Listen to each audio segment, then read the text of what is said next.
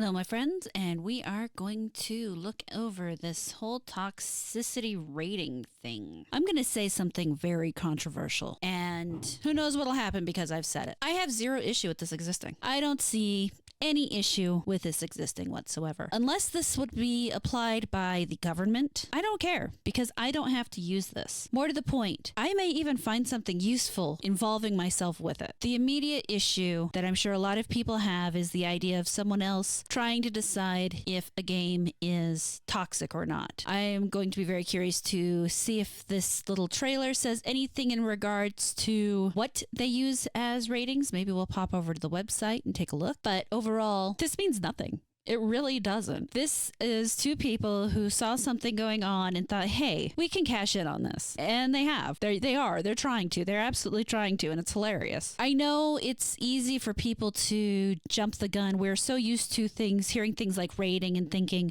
that somehow the law is going to be involved, that somehow we actually have to give a shit about it. But we don't. We don't. This is a privately run thing that means absolutely nothing to anybody except for them. And if it makes them happier, if it keeps people like them out of the games we enjoy, it might actually be a net positive for us. So let's take a look first at this little trailer. Okay, we're not putting the video in the video because they use words that I'm not going to go through and trying to bleep out because YouTube doesn't like them. Yeah, we're not going to put the video in the video. Instead, we are going to go and look at the rating system. So the ratings is apparently on this first page. They don't do a good job at this. All right. So let's scroll down and look at the ratings. Each rating was created by surveying hundreds of gamers. Only hundreds, wow. And represents the average amount of racism, gender discrimination, and violence towards others. Crude humor and controlled substance conversations experienced while playing online. You know, I'm amused by this tool.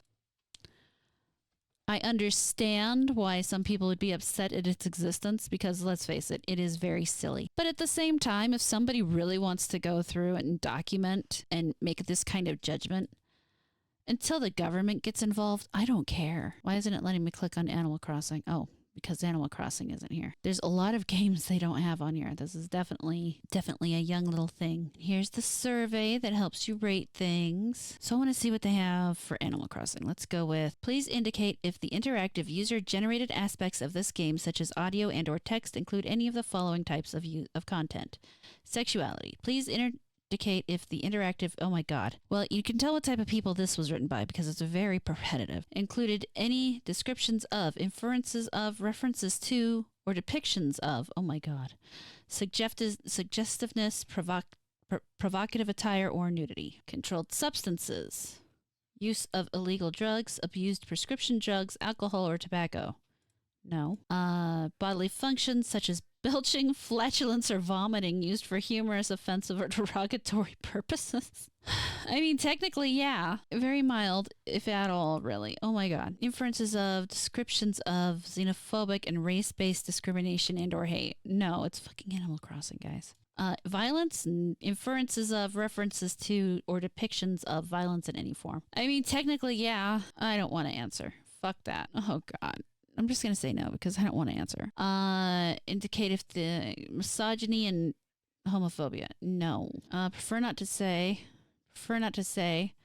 The seventh circle of hell. Is there prefer not to say? I am not hitting submit. I don't know what kind of information they're farming from my back-end information. I mean, no. Ew. No. Let's go look at about. Making games safer for all gamers. The toxicity rating was created to inform gamers and parents of what kind of content they can expect to encounter while playing online, and call attention to the fact that the gaming community desperately needs to change to be an inclusive and safe space for all who play. Not every game is meant for every person, and that's the crux of the issue here. It's possibly one of the reasons I don't care that this exists, because not every game is meant for every person. Yes, you can absolutely give your 8-year-old Animal Crossing. Animal Crossing isn't going to hurt them. No, you should not give your 8-year-old GTA. How hard is it? It's not that hard. I think in terms of a voluntarily used tool that allows people who are really that obsessive about things to find out what they want to look at and what they want to watch, it's kind of cool. Neat. I won't ever use it because realistically, if I go into a game, I've yet to find a community that I can't chill with. Literally, I have played all sorts of video games. I have played Call of Duty. I have played Halo. I know I won't lie. I've never played them competitively, and I haven't played a lot of them. But I've also played MMOs, where in the chats, people get called lots of names. When I was, how old was I? In my early 20s, I got into a conversation where I was being, attacked for being a fat woman. And you know what? I didn't care. If people were saying, which unfortunately they are not, I acknowledge this. If people were saying this could actually be a positive thing, this could be something privately, voluntarily used by those who feel that they have to closely monitor the spaces they're in because they are sensitive little brats who don't want people to rub them the wrong way. And the rest of us can continue on and not have to deal with their dumb asses because they look at the community rating and say, oh, well, maybe I don't belong there, and go somewhere else.